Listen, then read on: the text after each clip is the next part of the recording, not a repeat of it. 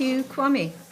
Well, good morning everyone again. I'm going to talk to you about, I'm going to give you a brief introduction into how to use studentfolio. And so when you log in, you're first greeted by the dashboard. And in the dashboard we've got in bold we've got the groups that you've been a part of during the year. The groups are created by the teachers and you join them. And then you've also got the latest pages that people who are online, as you can see the online users just there, have also posted up. You've got that can come from anywhere. That's because you're linked up to everyone in the uni. And then you've also got inboxes, which is like messages that you could receive from people in your groups that you've joined.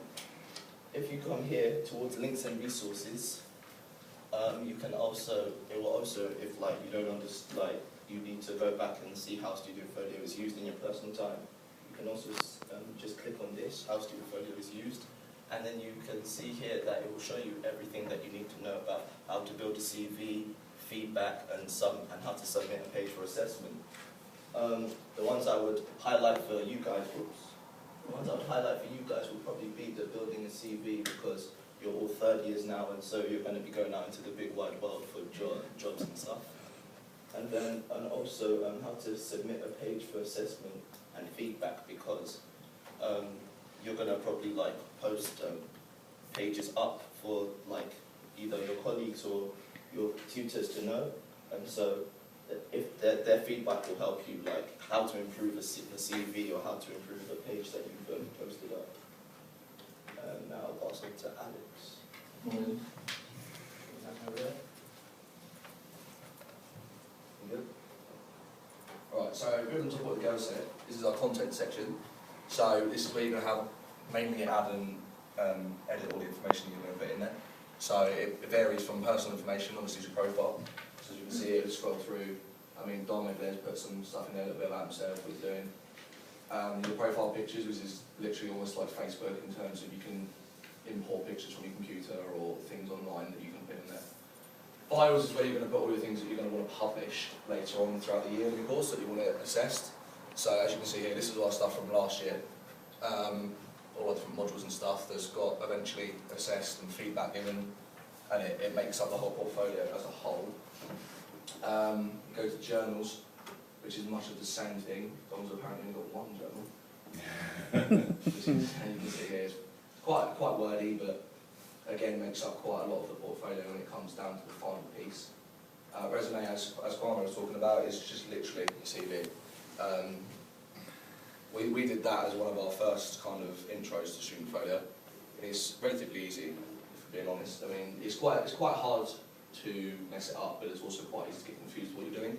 So, I mean, as Kwame said, if you do get confused, just go back to the how-to, and as you can see, it's all on there. Plans. Dom doesn't have plans, that's excellent. This is really, I didn't use a plan either, but I don't really say I needed it, but you can. If you want to kind of draft work, or if you have diagrams and stuff that you want to make before you publish it, it's a good place to put it. And your notes. Your notes is, again, is all the stuff you're going to want to put on there before you publish it, just to make sure it's all good before you go through it. I'll pass you over to Desmond. Morning everyone, my name's Ben, and I'm going to quickly talk to you about the group section. I don't know if anyone's used the Facebook groups, but if you have, it's a fairly similar system with a slightly different format. So when you start off with your groups, this page will be empty, and you'll have to join a group because you can't create a group yourself. So through finding groups, you'll find a group that's relevant to you, and then you can join that. And once you're a part of a group, you can see what the group's about. There's a forum, which you can post questions within that group, or someone might post the latest news in that group, so there's a meeting this week or whatever. And you can also post group pages, which are pages which are shared amongst the group. So for example, this is one that we've had before where we attended the Let's Do Business event.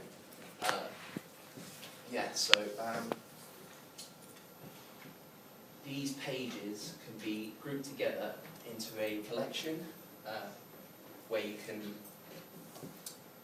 have them all in one space, really. And there's settings where you can edit the access of what you want to be shared and what you want to keep private. So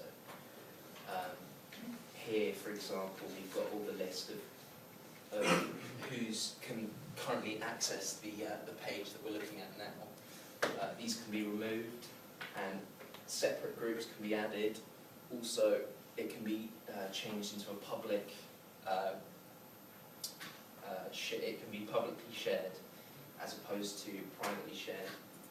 Files can also be uploaded to the group, such as videos, pictures, documents, and that's about it for now. Yeah. So I'm going to hand you over to Don, who's going to talk to you about the portfolio. Thank you, Ben. Good morning, all.